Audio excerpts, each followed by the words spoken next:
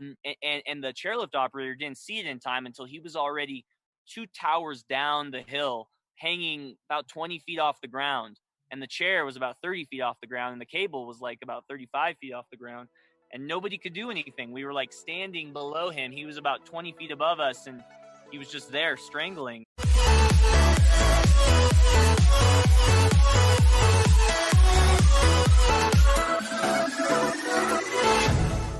Hey everyone, welcome to The Row Show. This week we have Mickey Wilson, who is a veteran at the new freestyle sport of slacklining. Slacklining involves walking a tightrope and doing tricks on the rope without falling off. Mickey and I have actually performed in shows together, and he even gave me slacklining lessons in Abu Dhabi a few years back. He talks to me about the new community, how to get involved, how to learn, and how to compete in slacklining. We talk about the equipment required and the cost for a new slackliner to get started. Near the end, we both reflect on mental attitudes of freestyle athletes compared to more classical sports and have an honest discussion about the pros and cons of each mentality. If you're looking to learn about another great freestyle sport that you can get into right now, this episode's for you. Okay, everyone, let's go.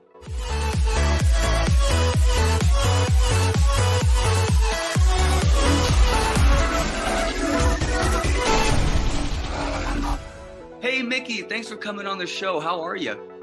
I'm pretty good, Greg. How are you doing? I'm pretty good. You're moving into your new place and building, I see? Yep. Moved into Golden back in May and building a pretty cool facility in the backyard, trampolines, tramp walls, and slack lines.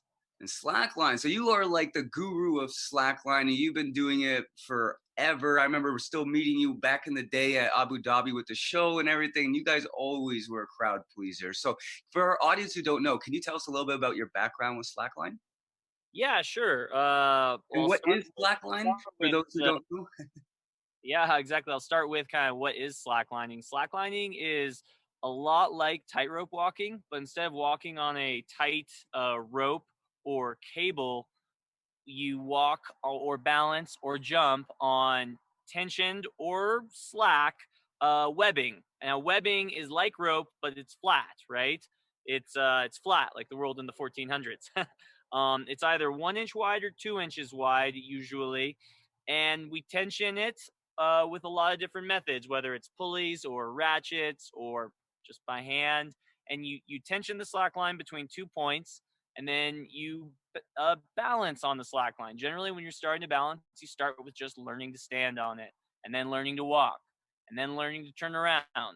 And then as you get really, really into it, if you get passionate about slacklining, you start to, take it to the next levels. And I started doing backflips, feet to feet, landing back on the line. When you start to get the line tighter, it starts to be more like a trampoline and have rebound. And then that opens up the door to tricklining, where you get the slack line, usually a 2 inch wide slack line, really tight. I'm talking 2,000 pounds of standing tension, maybe 3,000 pounds peak tension when you bounce on it. And you can fly off these things and do double, even guys have even done triple flips. I've never done triples, but I've done lots of doubles. Yeah, it's basically a 2 inch trampoline. And tricklining is. But of course, there's also the other end of the spectrum of slacklining, which is highlining, which is usually done on a 1 inch piece of webbing, tensioned between, canyons, valleys, cliffs, all that stuff. And you tie yourself in with a safety leash, and then you walk across the high line with a safety tether. And you can also, but slacklining is a really diverse type of activity. You can also rig a trick line up high in a highline setting and do bounces on a trick line with a safety tether. You can do all kinds of stuff. Basically, my background with slacklining is I hated it at first because it was so hard. I wasn't very good at it naturally, because slacklining is not one of those things that you're naturally good at right away. It takes a good number of days and weeks and hours of practice to really start to have any kind of fun on it whatsoever. The beginning part of slacklining is frustrating. That can be a hard thing for slacklining as a sport, right? To keep people engaged in it. Because like me, for the first 2 years I tried slacklining, I hated it. I didn't like it. And then I met a guy when I was a sophomore in college who did a standing feet-to-feet backflip right in front of me. And that blew my mind because I didn't know that was possible. And that night I went out and I bought the equipment for a slackline and I got into it. And by the time I finished college in 2000, 2012, I got noticed by Gibbon Slacklines. They offered me a sponsorship, and I had just finished college, and I was like, oh man, I'm kind of burnt out on physics right now.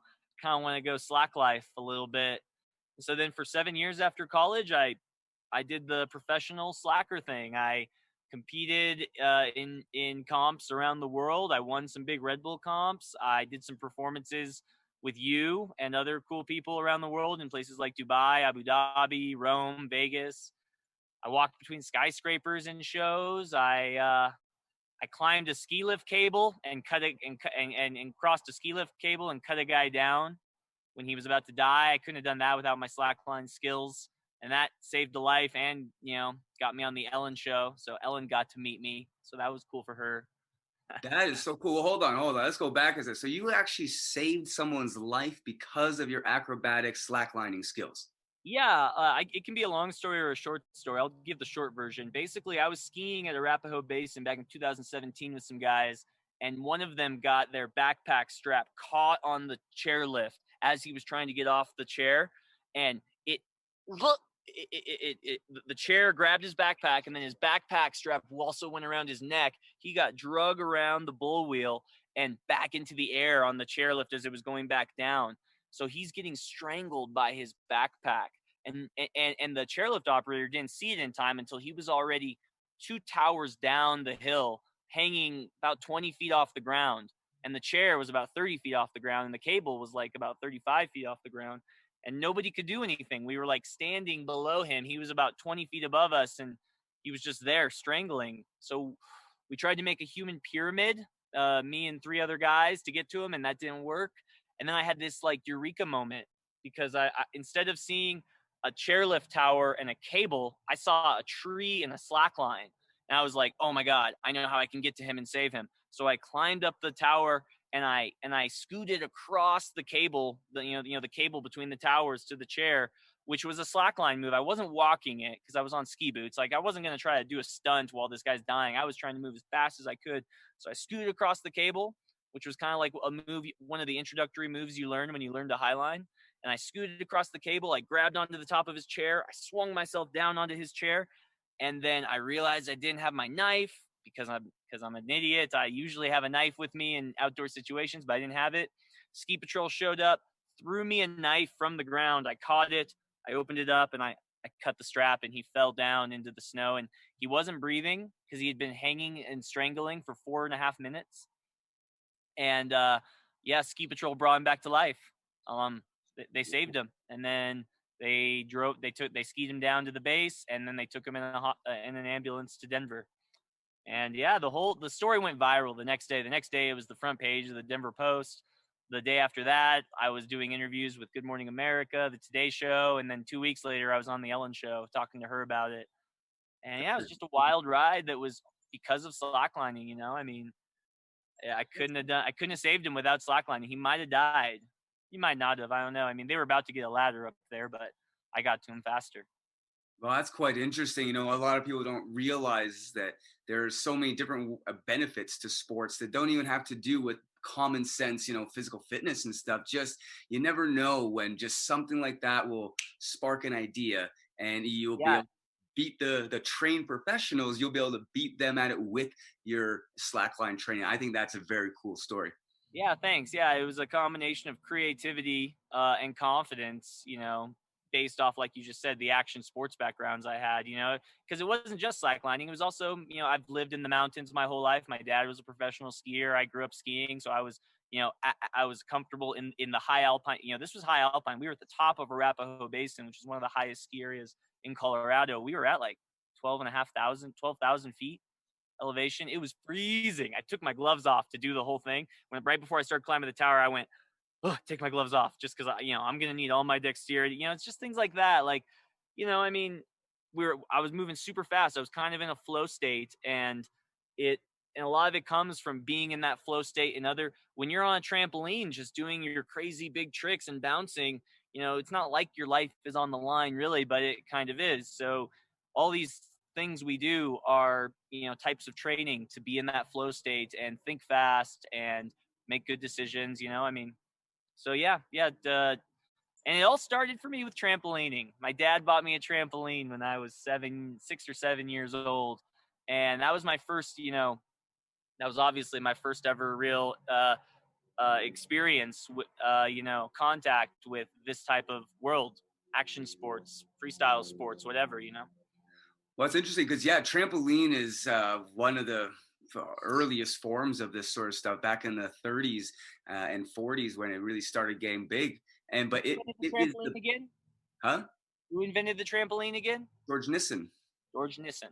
None of that. 1934, if I get my date correct. There's a little bit of discrepancy there, but Yeah. you know, but no, it's and this is where when we go around the world and work with all these different athletes and slackliners to snowboarders to wind tunnel athletes to gymnastics to trampoline, whatever it is, there's always that base of coming down and learning how your body moves in physics and in real time that all can be done easiest way on a trampoline. And like you said, the barrier to entry for slackline is that there's not an easy way to kind of get into it. You got to really just muscle through that first little stage before you can get some real, let's say, prowess, so that you can actually harness the fun, right? So, and that's why trampoline really is so popular, because it's instant fun. Fun So, right away. Yeah, for sure, for sure. That's a huge, great thing about trampolining. Exactly. Slacklining is definitely has a higher barrier to entry, but at the same time, it's not. What I tell people is, if you can walk upstairs, if you have the leg strength to walk upstairs, and if you have the ability, whatever you want to call it, to balance on one leg, it's also, you could call it strength, to balance on one leg for 5 seconds, right? You have the basic prerequisites to learn to slackline. And I hate when people tell me, when I try to get them to try the slackline, and they say, "Oh no, I don't have good balance."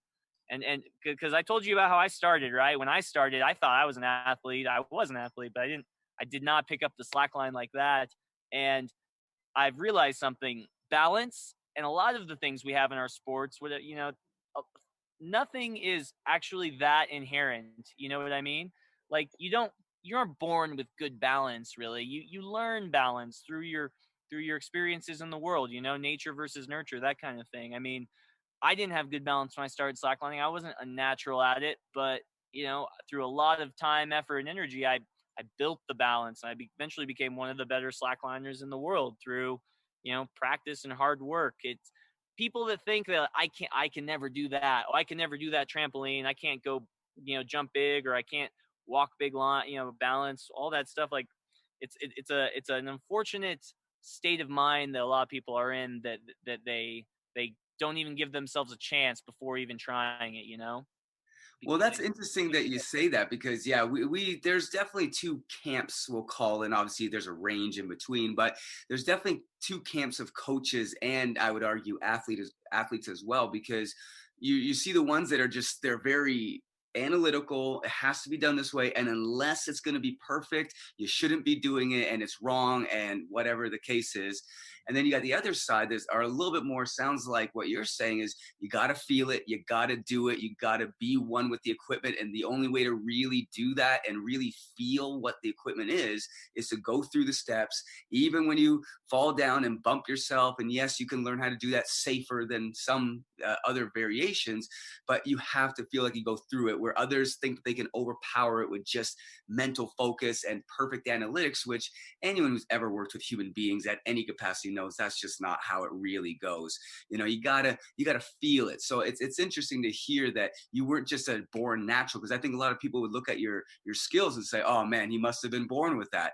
But the fact that you openly say, no, I busted my butt and I fell down and I went through all the little motions and it took me two yeah, years then yeah, that's yeah. 2 years of not being a slackliner, because like you said, something you said back there was about, you got to know the equipment. You got to kind of embrace. You've got to start bringing it all together, whether it's the skills or the knowledge. I don't consider people slackliners until they've bought their first slackline. Like, you can't really say that. I mean, there are people that get really good at, you know, trampoline or slacklining or other types of sports without actually having the gear. But until you buy a trampoline or until you buy a slackline and go out and set it up and start building up your own practice, you're not really actually doing it. the right way, at least. That's a big part for slacklining. A big barrier too is people don't know what kit to get or exactly what, whether to get a 1 inch or a 2 inch or any things like that. But one of the most important step is getting that stoke and going out and buying a slackline. That was just that was the catalyst for me. I hated it. I didn't like it. I was frustrated by it. I saw a guy that did a backflip, stoked me up. I bought a slackline that evening, and then as soon as I had my own slackline, it was a different story. When I was trying other people's slacklines, whenever somebody would set one up on campus, I would try it. I go, oh yeah, this is kind of cool. But then, I wouldn't try it again for another couple of weeks. You didn't commit because you didn't own it. I'd be like I was starting over and I was just frustrated. So once I bought the slackline, everything changed for me. And now here's the funny thing. This year I taught what I believe is the world's first actual college credited PE slackline course. Colorado School of Mines makes their students take 4 PE classes throughout their 8 semesters, right? They're half credit classes. Generally what we do is we meet once a week for an hour. And they asked me to teach a slackline class at Colorado School of Mines, which is my alma mater. It's where I went to school. And so I taught 30 CSM students who were ranges from freshmen to seniors how to slackline.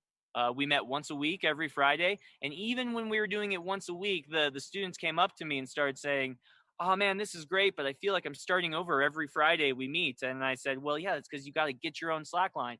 So I started loaning out some of my slacklines to them for them to take and practice throughout the week. And that, right, even just that made a huge difference between meeting once a week to slackline together as a class versus having their own slackline that they could go out and set up. There's just a different thing, a different feel about when you own your own gear or you have your own gear and you want to take it with you to a park and set it up. Then you start to own the slackline. You own the slackline, but you start to own the slackline experience. You're like, oh, I want to go slacklining versus when you just try to hop on it every time you see somebody with it up. You're not a slackliner until you. So where can you get a slackline? So you said Gibbon, and obviously there's a bunch of others. Exactly. And so how much does it cost? Which is the best one for a beginner? How quick does it take to set up? How practical is it? So yeah, I'm pretty fresh on all this info because I just taught a slackline class at School of Mines, and basically I'm of the opinion, this is what I did when I first started out. I went to a climbing store and I bought 1-inch webbing with aluminum oval carabiners and 2 aluminum rappel rings.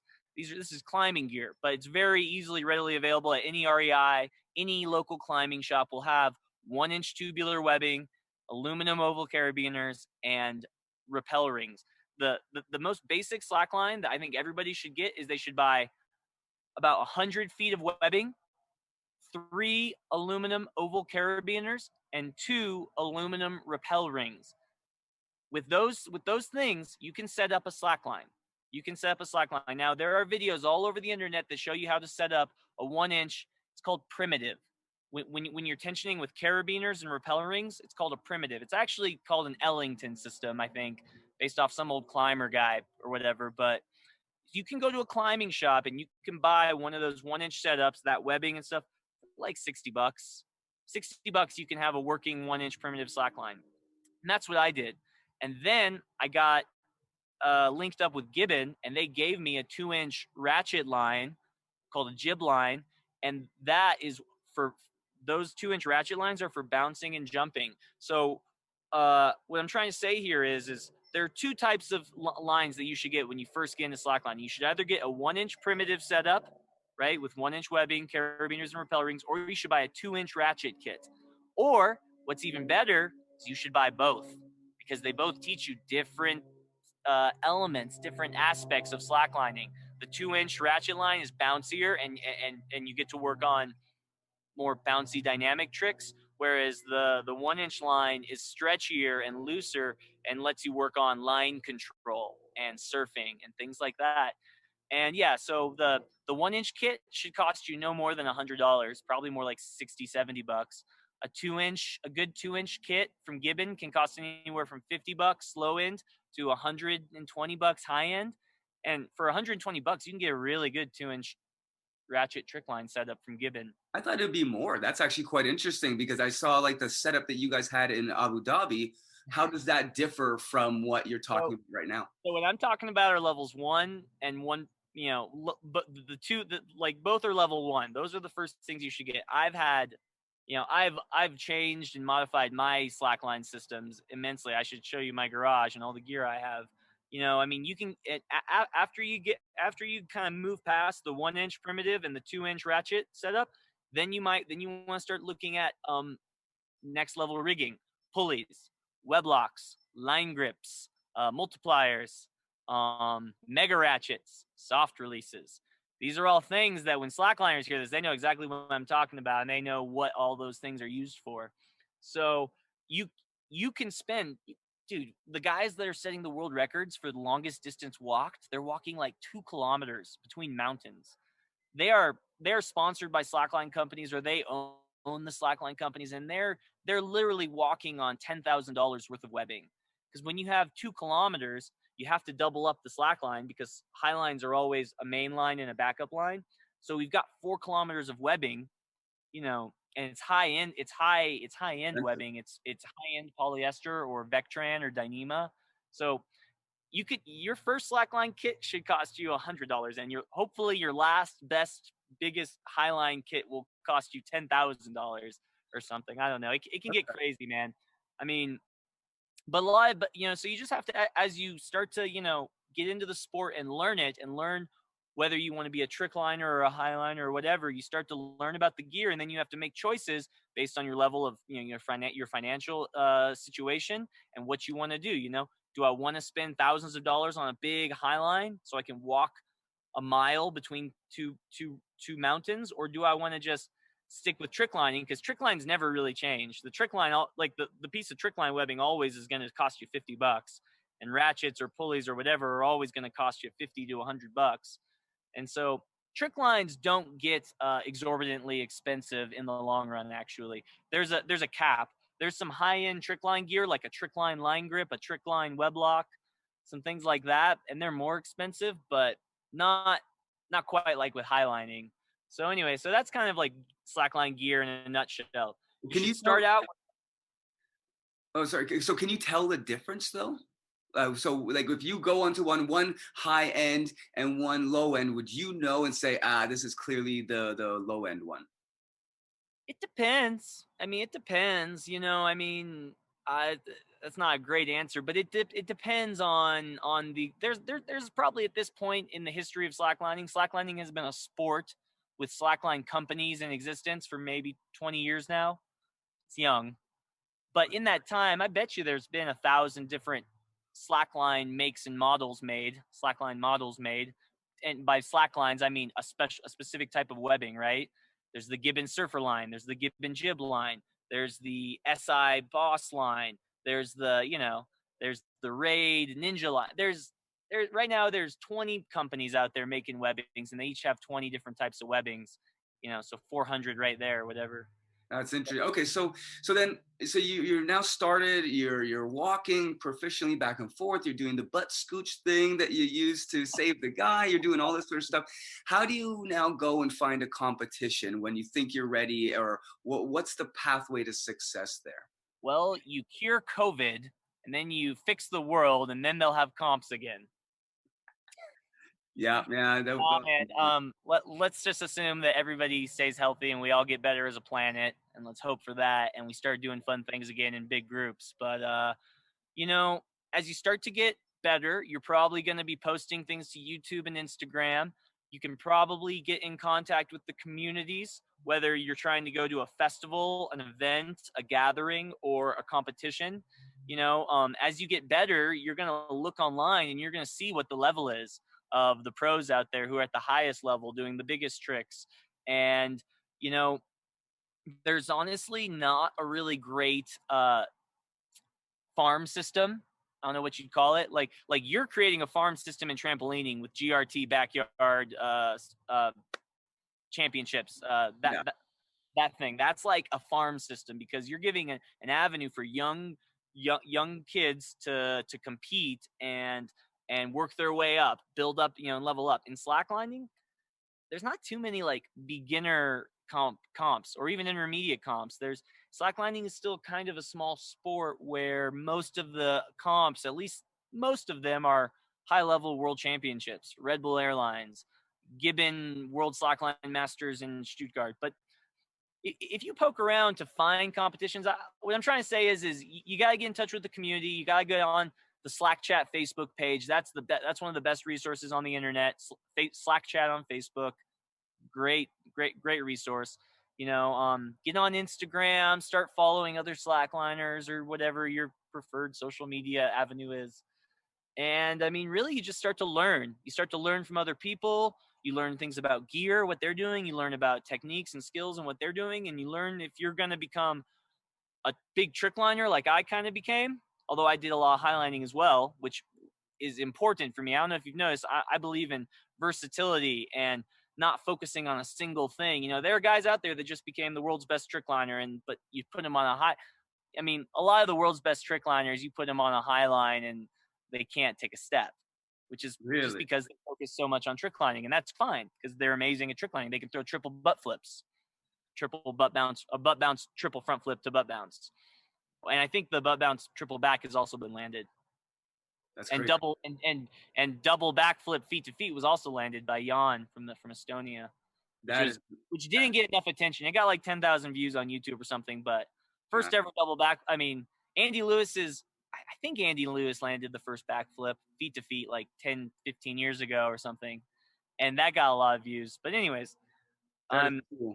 I'm digressing. So yeah, you just gotta kind of learn about what you're stoked on and what other people in the world are doing. You asked like, what do you do after you get your gear and you want to try maybe do a competition? I think there's going to be an increase in online competitions. I think there's going to be an increase in that. I think people are going to start saying, either doing live feed video comps or video submittals, something like that. But I'm really hoping for another airline competition. I'm getting older. I'm 32, but when I was 29 or 30, I won the last airline comp. It was about 2 years ago or whatever. Airlining is when they set up trick lines at a very high height above either a net or an airbag. So it's highline trick lining without a leash, and your safety is either a net or an airbag. So we did this like at Red Bull Slack Ship, where they rigged slack lines 100 feet high between the masts of a big ship, and they had a net underneath us. It was super scary. I mean, one of the guys almost fell off the net, but we fixed it. We made it safer. We made the net bigger the next year. But I'm hoping that airlines come back because I think it's a really cool. I think, in my opinion, it's my favorite type of slacklining. Tricklining up high without a leash, but still safe, obviously, because who wants to do highline, trickline, free solo? Probably not me, that's for sure.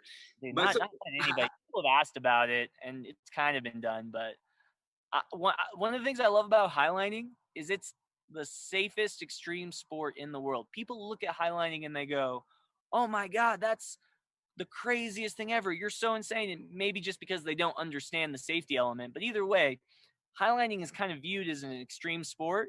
But with the safety leash, you can fall off your highline 1,000 times. And it'll never break. I mean, we've done the physics and the mechanics and the math. We have 5-to-1 safety ratios, working load in all of our gear, and we back everything up. Everything is a redundant system. We have 2 lines, we have 2 anchors on each side, we have 2 web locks on each side, 2 stack. You know what I'm saying? So that's interesting. Everything is like a 5-to-1 safety ratio. Well, because there's a lot of people that look, and this is partly why we're doing this podcast, because a lot of people look at these new age sports have only been around for 20 years, and they just jump to these analytical conclusions of some kind. That dude's crazy. He has a death wish. He's a daredevil. He's an adrenaline junkie. But that being said, like highlining is a chill sport in some ways. You still, though, when you're on the line, you're in inherent intrinsic fear of heights and being in that huge open space. Sometimes, you're on 1,000-foot high lines. They're 1,000 feet high sometimes. I mean, high lines can get big and high, but you're wearing a climbing harness and you're tied with a very strong rope about that thick to the fully redundant system. I mean, Couldn't kill yourself if you tried. That's pretty cool. That's pretty cool. Okay, so if we go back now to the way Red Bull did it without any of that sort of stuff, they just got you a net, but then they made you compete. How did the competition go? How many rounds? What's the It was the format? most high pressure competition format I've ever been in, and I mean, this is how they did it. So a standard trickline competition is kind of like a chess match. Generally, what they do is they make a bracket, and it's a single elimination bracket, and they randomly choose how the bracket gets filled. And so you get pitted against another slackliner. You each get 2 minutes on your clock, and you trade off on the line. One guy goes, his clock starts, bounce, bounce, bounce, flip, tricks, judges watch, judges judge, judges. There's a lot of different judging systems out there. People have made numerical judging systems that give each trick a point value. I personally don't like that. I think the Olympics is just fine with 1 out of 10, right?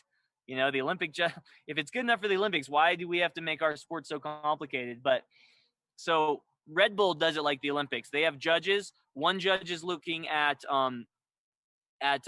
difficulty of tricks. A double front flip's harder than a single front flip, for example, right? The other judge looks at creativity and diversity. Is the athlete doing a lot of the same thing, a lot of butt bounce front flips and back flips, or is he doing butt bounces, chest bounces, back bounces, transfers, yoga poses, surfing the line, different types of things you can do? And the third judge looks at style and variety and fluidity. You know, is your run cohesive, or are you having mistakes, things like that? And each one of those judges gives a score out of 10. So you have 3 judges, you know, so a 30 would be a perfect score. And in Red Bull Airlines, basically you get like 3 minutes, and they have a course of like 4 or 5 slack lines set out over the airbag or the net, and they're usually parallel or crossing, and you jump from one line to the other, or you do tricks on a single line, right? And this is why it's so stressful. It's not like if you fall, you get to use the rest of your 3 minutes on the clock. If you fall, you're done. So you have to be very strategic in Red Bull Airlines or any airlines comp with like, okay, I'm going to land my solid tricks first. I'm going to build up those points, and then I'm going to build up my intensity until the very last 30 seconds when I'm going to do my double butt flip, my back full, my front full, my double front to back flip combo. You know what I'm saying? Like those were my big tricks, for example. So, and then the judges look, they give you a score, and then they move on. And usually they would do 3 rounds. You know, first round they'd eliminate 5, second round they'd eliminate 3, and then the last round they'd have 3 guys competing for first, second, and third. And I think that basically sums up how they do Red Bull Airlines. A regular trickline competition, like I said, is kind of similar but different. Instead of super high pressure, you fall once, you're done. You bounce while you're 2 minute. It's like a chess match, right? You know, when your clock starts, then when you make your move or you finish, your clock stops. With slacklining, they get on the line, their clock starts, they slackline for 30 seconds, and then they choose to dismount or they fall, and then the next guy gets on. And it's kind of a chess match too, also because you're watching, you're watching the other athlete, and if they're doing something and you can do that same trick for better, you definitely do it because the judges are watching you. And sometimes it's as simple as the judges just pick a winner. Like literally, like the judge will just like, you'll have 3 judges and the judge will pick a winner, and 2 out of 3 judges wins you the match. There's a lot of different judging systems. It's something we need to work on and standardize more in trick lining, or maybe not. Maybe we'll just, Japan will have the Japanese system, US will have 5 systems, the Germans will of course have a system. I don't know. That's very interesting. So you're still new enough that no one's really kind of pieced it all together into one sort of streamlined system. It'll happen, Greg, when we get slacklining into the Olympics, if we ever do. I'm hopeful. Slacklining has one good thing slacklining has going for it in terms of getting into the Olympics is balance beam is an Olympic sport and trampoline is an Olympic sport, and a slackline is a balance beam made of trampoline material. So that's a good point. I don't know. I personally don't know how long trampoline's actually going to be in the Olympics because they might take it out. Well, there's a lot of changing up of the Olympic lineup, and they're adding in esports and skateboarding. And wait, whoa! Hold the phone, bro.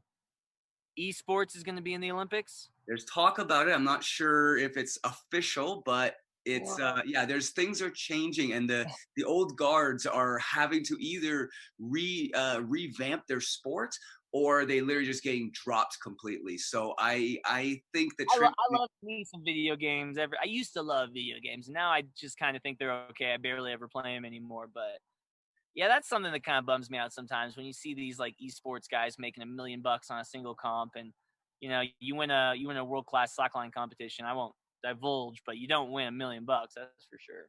But anyways, we're not in it for the money, right? We're in it for the fun. We're in it for the fun and the experience. Slacklining is one of the best communities, and I told you I'm a diverse guy, man. I've been very hardcore into a lot of different communities in my life. I've been a hardcore skier, kayaker, not really a hardcore mountain biker, but I like mountain biking, climbing, skydiving, base jumping, skateboarding.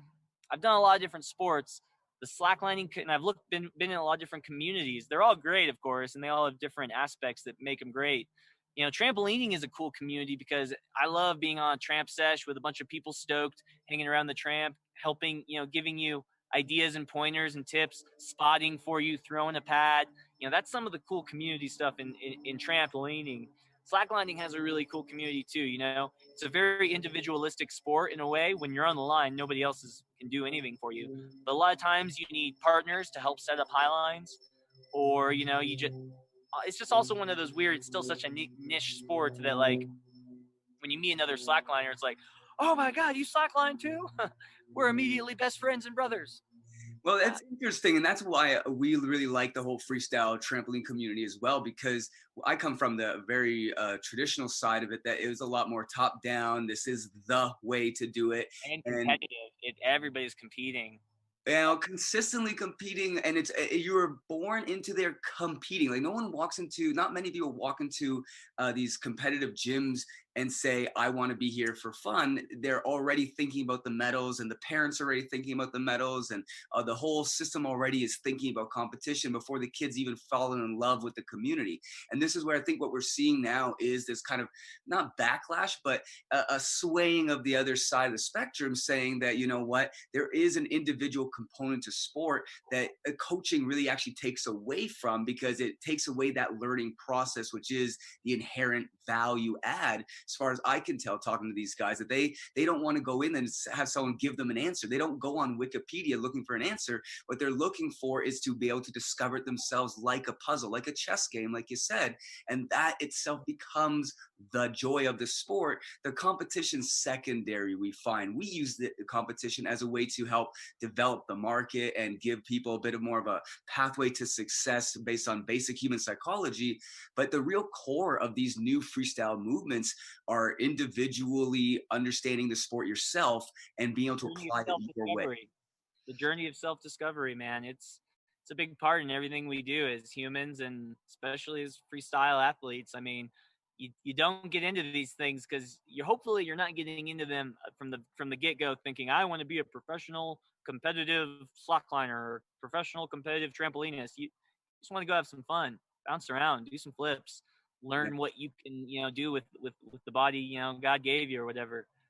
Well, I think that's where they're getting a bit of backlash from this community, and the traditional guys really just are caught blindsided, because their whole thing was about control and military backgrounds and all this. And now drill 100. Shoot, I forget how it goes. Drill 1,000 brandies before you do a root. Then you do 1,000 Rudies. Then you do 1,000. What's the next one? Rudy, Randy, Adolf. It all goes up.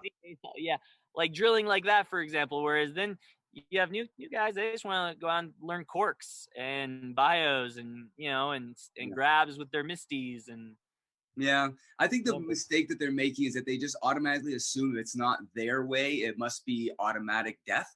And I think that's where there needs to be a bit of education for the traditional older guys from any of these sports, not just gymnastics, of course, and even the parents that get all worried when their kid wants to jump off the swing set or something like that. And all they can think about is death, death, death. But the reality is that the new community isn't listening to that. the new age of athletes are saying, you know, I understand the risk. We all know that risk is here, but I still get more value out of my behaviors doing it this way than any information that you're giving me, or at least the way you're giving it to me. Because you could argue that if the traditional coaches were a little bit more, you know, psychologically inclined to their market, they would probably get a little bit farther, but they haven't learned that quite yet for a million reasons. So this is, I think, why you're seeing this sort of bit of a tension between, because for them, they see it and they go, oh my God, how could you ever want to die? But they're saying, yeah, but how could you ever want to live without having lived? You know, and there is this balance. Yeah, it's a dude. I go through a similar type of thing with base jumping. I've been going in and out of my desire to base jump for the last like basically 10 years. I started skydiving about 10 years ago or something like that. Yeah, well, like 8 years ago. And I wanted to base jump, and then as soon as I started getting into the sport, I met a couple guys, and a couple of them died, and I was just like, oh man, this is heavy, dude. You know, I mean, of course, I knew it was possible. Like, I got obsessed with it when I started watching Shane McConkey do his skiing base jumps in the Matchstick and TGR movies and whatnot, because I was a big skier, and I always wanted to do it. And anyways, I've just bounced in and out of it, you know, like, oh, is it worth the risk? Honestly, slacklining has kept me from base jumping in a lot of ways, because I get focused on slacklining and I just want to be the best trick liner and I forget about it. But, you know, anyway, so what I'm just trying to say is yeah, I agree with you. Like, there's risks involved, and some people are really adverse to risk. But I mean, you know, you have to find that balance where you're balancing the risk and reward. And, you know, it can be unfortunate, but probably a lot of us have missed out on a lot of awesome life opportunities because we've been just too scared to send it. But you gotta know the right time to send it, and that's one of the things I think I have learned in the past like 10 years or so, doing all these action sports, and especially with slacklining, that you know, progressing the right way at the right pace, knowing yourself, you know thyself, is a really important thing to have for any sport you're doing. Whether it's trampolining, all the way up to base jumping off of a cliff or something, you know, you Yeah. gotta really know yourself and trust that you're doing it for the right reasons and that you have the right background skill set to do what you're gonna do.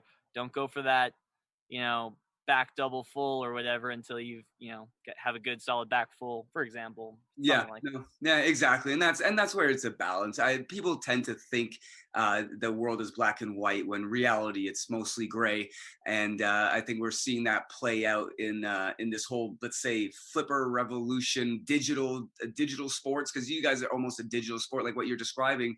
The way you get into slackline is exactly how the kids get into freestyle. Is that they basically find it online, and that is the gym club is now the hashtag group or the Facebook group, like what you said. And this is a whole new way of digital remote learning that just never was around, obviously, in the 40s and 50s. So where most of the traditional sports have their roots. So for us, it's like, you know, you're creating a whole new system that, to be honest, hasn't been proven.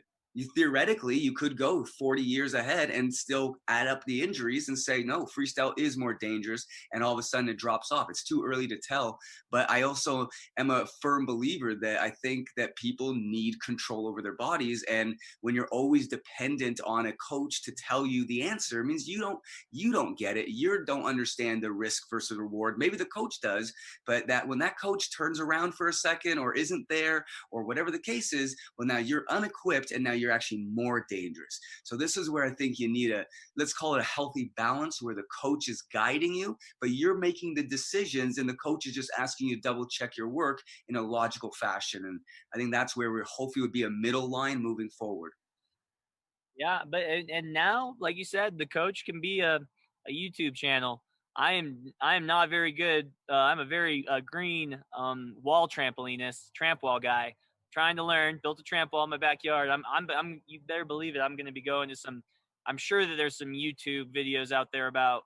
You know, I'm having the problem. Like, you know, I can control like regular back bounces on the tramp, like non tramp wall, just back bouncing, and I've learned to adjust my hips and my back placement to either roll like that to bounce that way or roll like that to bounce, you know.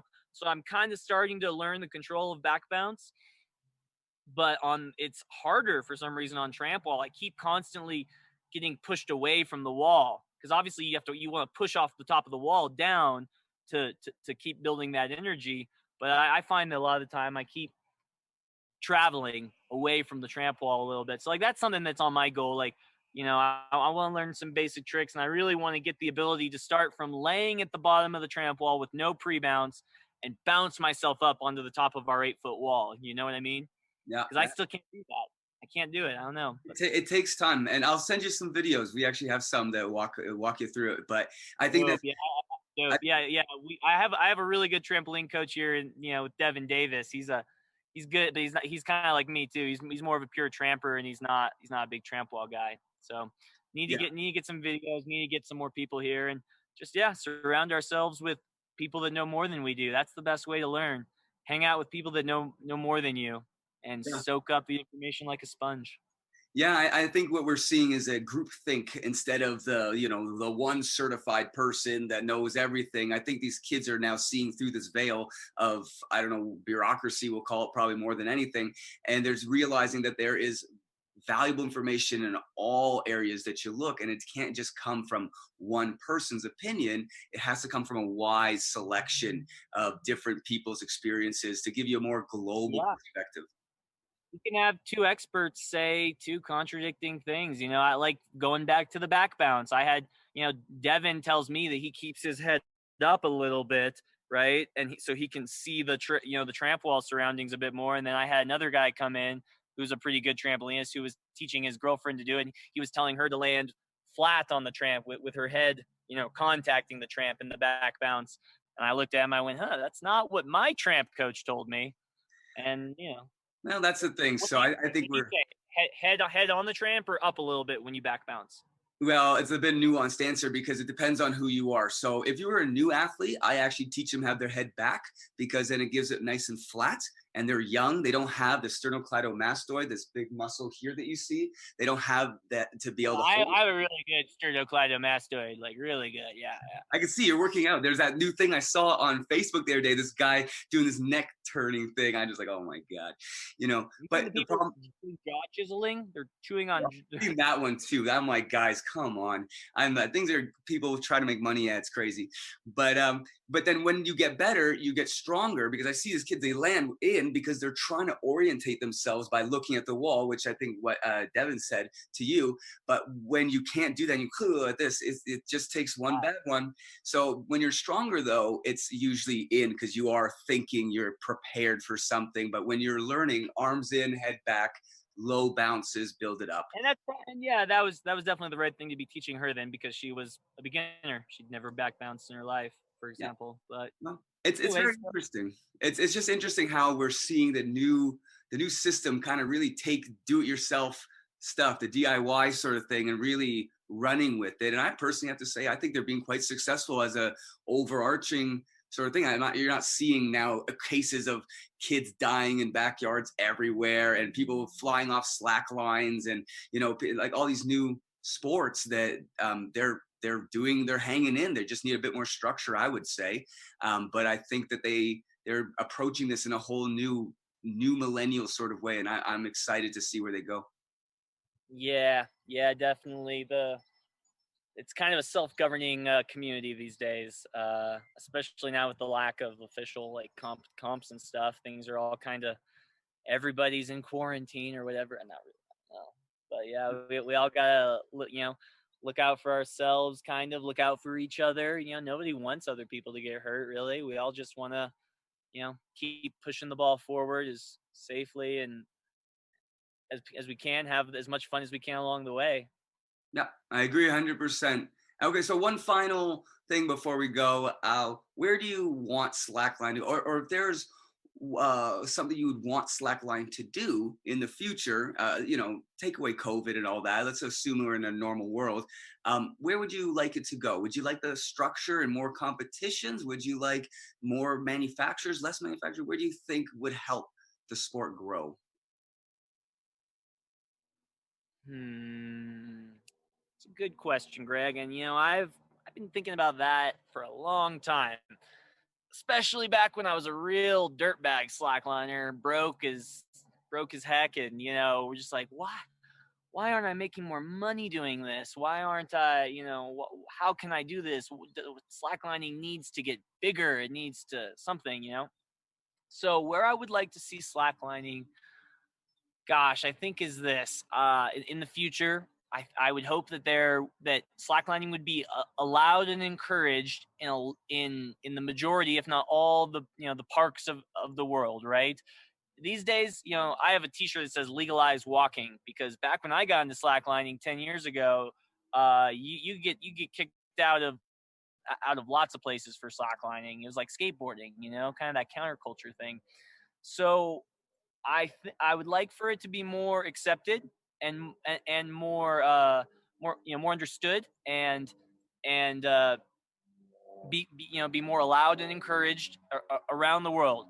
And so one way people are thinking about doing that is having slackline parks where they plant some trees or dedicate some trees just to slacklining, or put concrete posts or whatever, metal posts and concrete in the ground and make a slackline park that way with nice sand or something, as the ground.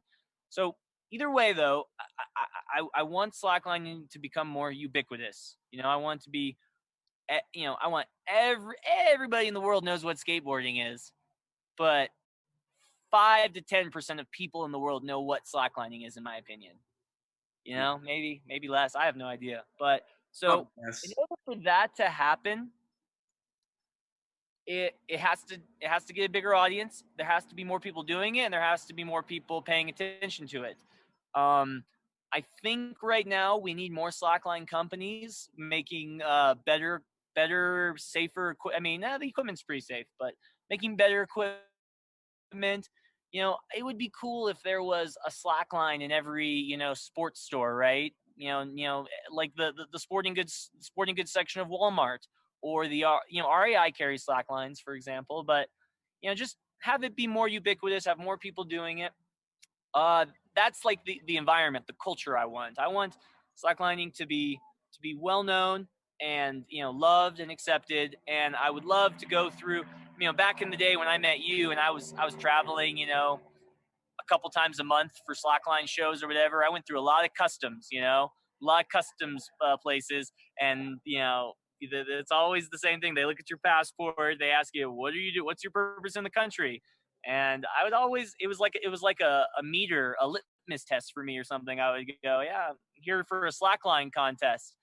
I think I remember the first time I ever had an actual customs agent somewhere go, "Oh, slacklining, like cool," like to actually knew what it was. It took a lot of trips through the airports before that happened. So I want everybody to know what slacklining is, whether or not they do it or not. I think everybody can find benefits in slacklining. I think it's a great sport for a lot of different reasons. It's hard in the beginning. It forces you to dig deep, learn about yourself. It forces you to focus, which kids need these days. Apparently, according to doctors, everybody has ADD. So I think slacklining has a lot of mental benefits as well as physical balance. Everybody needs more balance in in their world. Yeah. And yeah, so I just hope it grows. I hope it continues to grow. From a competitive side, I'm starting to reach the end of caring about competitions. I'm getting older, but like I said, I want there to be more airline comps because I think it's just the coolest, most rock and roll version of slacklining. I think trickline comps are also cool. I think highlining is also a really cool sport, discipline of the sport that isn't for everybody because you have to have this kind of crazy, wild adventure climber side of you. But I mean, I hope highlining continues to grow as well because it's a beautiful, safe sport. So yeah, I mean, my wishes for the future of slacklining are grow, just needs to grow. We need more slack lines in more stores, and we need more slack lines in more hands. A lot of people buy their slack line and then collects dust in their garage or their storage room or whatever. Yeah. Which is why we need more teachers, more people spreading the stoke. I'm planning to do some instructionals, trick in a minute with Tricky Mickey. Something like that. I like that. That is really cool. Gotta learn slacklining, and there's a lot of barriers, and I mean, it can be intimidating. It can be intimidating to learn things. So I Yeah. just hope that more people get into slacklining in the future, and then in maybe 10 or 20 years, maybe it's an Olympic sport, maybe it's not, but maybe everybody in the world will actually know the name slackline. Yep. No, I hope so too. I remember when you guys were teaching me, you and Coco were teaching me in Abu Dhabi, and I loved it. I wish I had my own. I wish I had time to really devote to it. I can see the attraction, It's so I'm a time hoping. thing. It's like I said, man, it's not that fun when you just do it casually every week. It's actually very frustrating, and that was what almost made me never become a slackliner. So don't worry about it until you've saved the slackline, until you've saved and built the trampoline empire and have some time to really chill out on the slackline for a good long sesh for a couple weeks. All Just right, then I'll start making slackline competitions too, and I'll just own all of that just for fun. yeah, man, the GRT empire. Yeah, man. Well, we keep building, and I thank you for coming on the show and talking to me a bit about slackline and stuff. A lot of stuff I really just didn't understand just because I'm not in that world. So I really appreciate you taking the time and educating me and our audience, and just all the people out there that hopefully are learning at least from your perspective. So I really appreciate it, and we're going to get out to your new facility once it's built and do some lessons and some training and some content, and hopefully start pushing that out and do exactly what you're talking about. Get slackline more well known. Heck yeah, Greg. I am stoked. I'm very glad that we got to talk this morning, and I am looking forward to learning more things about trampoline. I think your resources are amazing, and I think you should come out to Colorado sometime and come bounce on some slack lines and trampolines with me. All right, I'm down. We'll do it once COVID's over and everyone's good to go.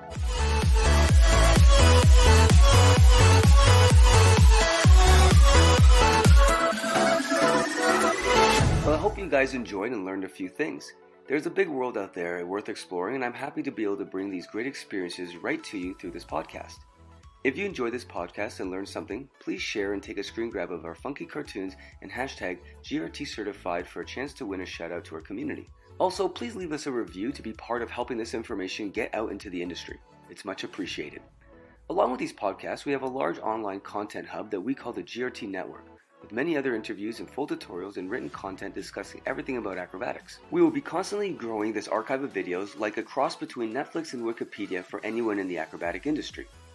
We also have a complete online educational program for athletes of all levels that provides a do-it-yourself pathway to success for any acrobat. Check out our constantly growing library of playlists that will teach you anything from tightening up your social media, to how to get around fear, to even learning all the biology that underlies all your acrobatic skills. We work very hard with our team around the world to provide this exclusive content for you, and appreciate any donations made to the FTA to help keep these episodes coming at you.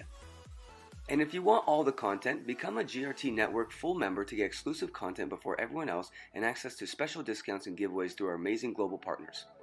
Thanks guys, see you next episode.